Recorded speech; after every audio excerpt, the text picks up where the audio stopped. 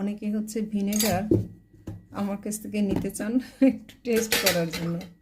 আসলে ব্যাপারটা এমন, এটা যখনই আমি ভিনেগার থেকে তুলে ফেলি তখন এটা আর বেশি দিন ভালো থাকে না, কারণ এটা যখন ওর ভিতরে ডুবানো থাকে তখন এটা ভালো থাকে। এটা 2-1 দিনের মধ্যেই কালো হয়ে যাবে। কালো হয়ে যাবে বলতে এখানের যতগুলো ব্যাকটেরিয়া আছে তারা তো একটা কলোনি তৈরি করছে, তো এই ব্যাকটেরিয়াগুলো তো ভিজে না থাকলে, ওই যে ভিনেগারের মধ্যে না থাকলে এরা নষ্ট হয়ে যায়। তো 2-1 দিন পরেই এটা কালো হতে থাকে এবং তখন আর খেতেও টেস্টি লাগে না। তো এটা আমি কিভাবে আপনাদেরকে খাওয়াবো? যারা আমার বাসার কাছাকাছি আছেন, আমাকে চিনেন, তাহলে আসতে পারেন। 1-2 দিনের মধ্যে এটা শেষ করে ফেলি, কারণ তারপর টেস্টও নষ্ট হয়ে যায় আর এটা খেতে ভালো লাগে না আর কি।